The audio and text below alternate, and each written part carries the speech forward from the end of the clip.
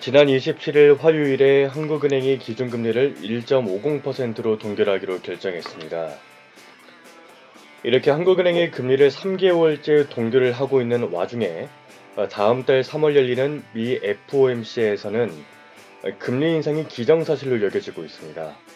이렇게 한국과 미국의 기준금리가 역전될 것이라는 전망이 나오고 있는 가운데 금리를 동결한 한국은행의 조치에 대해서 현재 한국 경제를 생각하면 당연한 결과입니다 라고 생각하시는 분들이 있는 반면에 미국이 금리를 올린다는데 무슨 생각으로 동결을 한 것인가요? 이렇게 반발을 하시는 분들 또한 있습니다. 자, 그러면 오늘은 과연 한국보다 미국의 기준금리가 더 높은, 그러니까 한미 금리 역전 현상이 진짜 우리나라에 나쁜 일인지 한번 살펴보도록 하겠습니다. 앞서 말씀드렸다시피 지난 27일 화요일 한국은행은 2월 기준금리를 1.50%로 동결하겠다고 발표했습니다. 이주열 총재는 금리를 동결한 배경을 두고 미국발 통상 압력이 거세질 것으로 예상되고 또 가계부채 증가세가 우려되고 있기 때문에 현 시점에서는 금리를 인상하기에 적당한 시기는 아닙니다. 계속 오르고 있는 성장세를 뒷받침하기 위해선 완화적인 통화 정책을 유지하기로 결정했습니다. 이렇게 밝혔습니다. 한국은 기준금리를 동결한 가운데 우리는 시각으로 다음 달 3월 22일 목요일이죠. 미 FOMC가 열리는데 이때 기준금리를 0.25%포인트 인상할 가능성이 87.4%입니다. 예상대로 미 FOMC가 금리를 인상할 경우에 미국의 기준금리는 연 1.50%에서 1.75%가 되는데 한국의 연 1.50%보다 높은 수준이 됩니다. 즉 한국의 기준금리가 미국의 기준금리보다 낮은 한미 간 금리 역전 현상이 발생하게 되는 것이죠. 한국과 미국의 금리가 역전하는 현상에 대해서 우려하시는 분들의 목소리를 들어보면요. 한국보다 미국의 금리가 더 높으니까 한국에 투자했던 외국계 자금이 한국에서 다시 돈을 꺼내서 한국보다 금리가 더 높은 미국으로 돈을 옮길 것입니다. 라고 얘기를 합니다. 물론 단순히 금리만 보면 맞는 말입니다. 한국보다 미국에 더 투자하기에 안정적인 데다가 금리까지 더 높게 쳐준다면 가지 않을 이유가 없는 것이죠. 하지만 진짜로 한국과 미국의 금리가 역전했을 때 우리나라에 있는 외국계 자금이 빠져나가는지 알아보려면 과거 사례를 살펴보는 게 가장 빠를 듯 싶습니다. 보시는 빨간색 차트, 빨간색 박스가 쳐져 있는 부분은 과거 미국의 기준금리가 한국의 기준금리보다 높았던, 즉 한미 간 금리가 역전됐던 시기입니다. 지금까지 총 2차례가 있었는데요. 1999년 6월부터 2001년 3월까지 총 21개월 동안 한국의 기준금리가 미국보다 최대 1.5%포인트 정도 낮았습니다. 또 2005년 8월부터 2007년 8월까지 총 24개월 동안은 한국의 기준금리가 미국의 기준금리보다 최대 0.5%포인트 낮았습니다. 자, 그렇다면 과연 이 시기에 우리나라 경제에 어떤 영향이 있었을까요? 파란색 박스가 쳐져 있는 부분이 바로 방금 말씀드렸던 한국이 미국의 기준금리보다 낮았던 총 2번의 시기입니다. 보시면 그리고 빨간색 실선은 우리나라 코스피 지수를 나타내는 선인데 보시면 금리가 역전한 상황 속에서도 코스피는 우려와 다르게 상승하는 모습을 보실 수가 있습니다. 즉 1차 역전 시기 동안에는 약 17%가 상승을 했고요. 2차 역전 시기 동안에는 약 65%가 상승하는 모습이 나왔습니다. 즉 금리가 역전한다고 한국 증시가 무너질 수 있다, 이러한 우려는 좀 근거가 미약하다라고 할 수 있는, 즉 한국 증시가 무너진다는 우려가 무색한 수치입니다. 더 중요한 외국인 채권 투자 흐름을 한번 살펴보도록 하겠습니다. 파란색 선은 외국인의 채권 투자 누적액이고 빨간색 선은 한미 금리 차입니다. 그리고 빨간색 박스가 쳐져 있는 부분은 우리가 계속 살펴봤던 금리가 역전했던 두 번의 시기인데요. 보시면 파란색 선인 외국인 채권 투자 누적액은 오히려 증가하는 모습이 나왔습니다.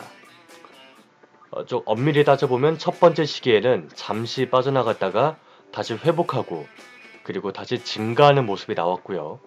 그리고 두 번째 시기에는 오히려 채권 투자액이 급등하는 모습이 나왔습니다. 즉 과거의 두 번의 사례를 비추어 볼 때 한국의 기준금리가 미국의 기준금리보다 낮다고 해서 한국 경제에 부정적인 영향이 미친다는 근거는 부족하다고 해석할 수가 있겠습니다.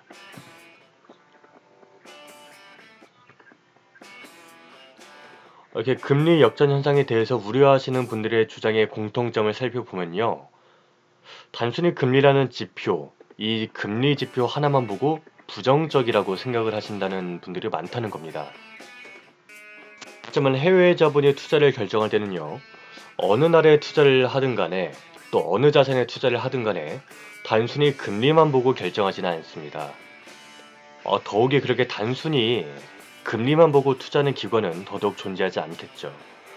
또 아무리 금리가 높다 하더라도 투자하기에 부정적인 요소가 많다면 예를 들어 정권에 대한 신뢰도가 낮다든지 아니면 정권이 불안정하다든지 치안이 불안정하다든지 그러니까 금리가 아무리 높다 하더라도 이렇게 투자하기에 환경이 부정적이라면 투자를 하지 않는 것처럼 투자를 할 때 금리뿐만 아니라 여러 가지 요소를 분석한 후에 결정한다 이런 얘기입니다.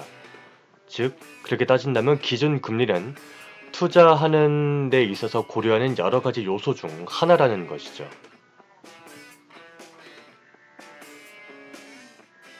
즉 따라서 한미 간 기준금리가 역전된다 하더라도 우리는 그렇게 큰 문제라고 볼 필요는 없습니다. 생각보다 여러분들이 생각하는 것보다 우리나라의 경제 여건은 상당히 견고합니다. 우선 우리나라는 상당한 양의 외화환 보유고를 가지고 있고요. 또한 높은 경상수지 흑자를 기록하고 있습니다.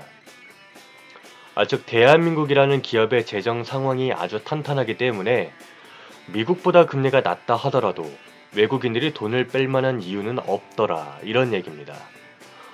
설령 외국계 투자 자본이 일부 빠져나간다 하더라도 그 정도는 충분히 좀 충당하고 또 커버할 수 있을 정도의 재무적 여력을 갖춘 곳이 대한민국이다 이런 거죠.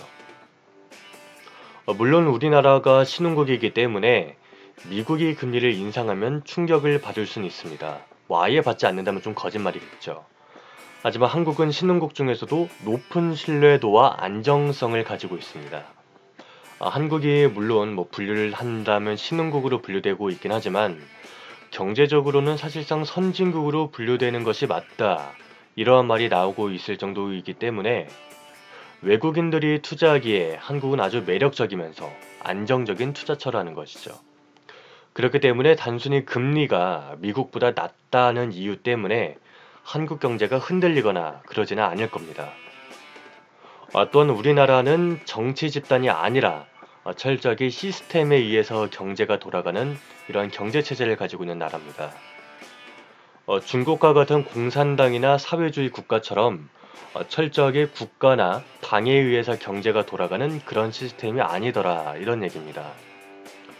실제로 지난 2016년 12월 박근혜 전 대통령이 탄핵소추안이 국회에서 가결되면서 약 한 두세 달 동안 한 100일가량 청와대와 모든 정부 부처가 마비된 적이 있었습니다. 사실상 국가 컨트롤 타워가 붕괴됐던 상황이죠. 하지만 우리나라 증시와 환율은 상당히 안정적이었고요. 또한 수출과 수입, 이런 모든 흐름이 상당히 안정적으로 이루어졌습니다. 이처럼 국가 컨트롤 타워가 마비된 상황 속에서도 그 충격에 흔들리지 않고 돌아가는 그러니까 오로지 반 100년 동안 만들어지고 또 다듬어진 시스템에 의해서 경제가 돌아가고 있기 때문에 단순히 금리가 역전됐다고 하더라도 한국 경제에 큰 타격이 오지는 않을 것입니다. 다만 우리는 오히려 이런 것들을 좀 조심할 필요가 있습니다. 한국은 남북이 분단되어 있을 뿐만이 아니라 최근 북한이 핵과 미사일 실험을 하고 있고 또 각종 도발을 먼저 자행하고 있다 보니까 한반도 전쟁 위기가 점점 고조되고 있는 중입니다. 물론 이런 한반도 학습 효과로 인해서 지정학적 리스크로 인해서 외국 자본이 빠져나가는 규모는 그렇게 크지는 않은 건 사실입니다. 하지만 실제로 그 현장에서 일을 하다 보면요. 그 한반도 리스크 때문에 외국 투자 규모를 늘리기엔 좀 어느 정도 한계가 있다. 만약에 한국의 지정학적 리스크가 해결된다면 투자 규모가 더 늘어나게 될 것이다. 이러한 말을 무수히 많이 들어봤습니다. 즉 금리가 아니라 이러한 지정학적 리스크가 외국계 투자 자본이 더 들어오느냐 마느냐 결정짓는 중요한 요소더라 이런 얘기입니다. 또 급격한 환율 상승 또한 우리가 조심해야 합니다. 물론 환율 상승은 우리나라 수출 기업에 좋은 요소인 건 맞습니다만 환율이 급격히 상승하는 경우는 우리가 철저하게 조심을 해야 합니다. 예를 들어 원화를 사서 한국 주식을 산 외국인이 환율이 급등하는 경우에 주식을 팔아서 달러로 바꿀 때 손해를 볼 수가 있습니다.